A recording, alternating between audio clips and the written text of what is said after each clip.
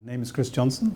I'm the Regional Managing Principal for Europe and Middle East, and I've been at Gensler for 14 years.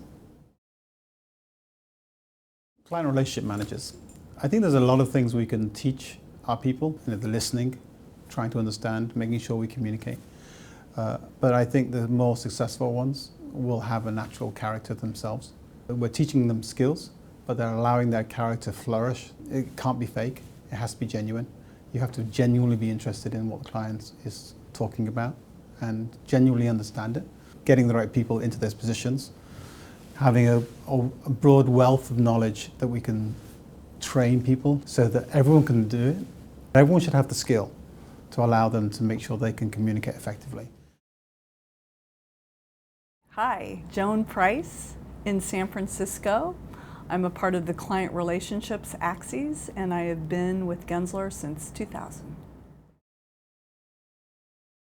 There's a recent situation with Penny Lewis in San Jose.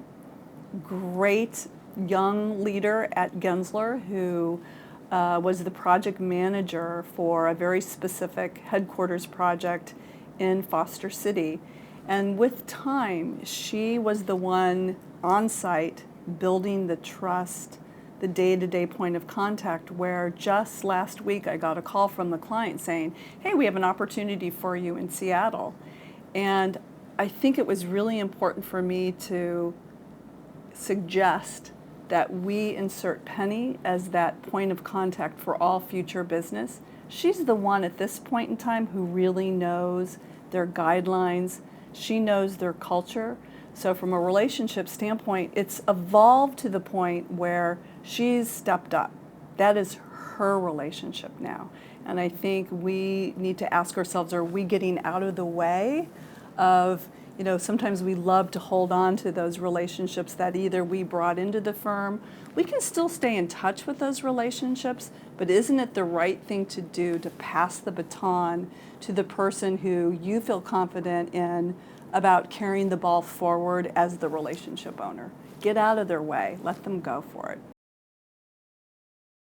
Tom Lanzelotti in the New York office, and I've been with Gensler for 17 plus years. When I think of mentoring, I think that people find someone that is where they want to be and who they aspire to be to, and they seek that person out, and they pick their brains, and they learn about them.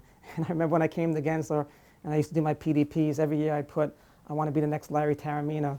And people made fun of me. And I said, well, what is that? I said, well, Larry, when I came here, was the project architect that every designer wanted to work with. And I said, that's who I want to be. So I used to pick Larry's brain all the time of how he got to be such a good architect. So I think that's part of mentoring. And I think the other piece of it is that we have to take people along the path with us. We have to drag them along and mentor and teach them on a personal, day-to-day kind of basis.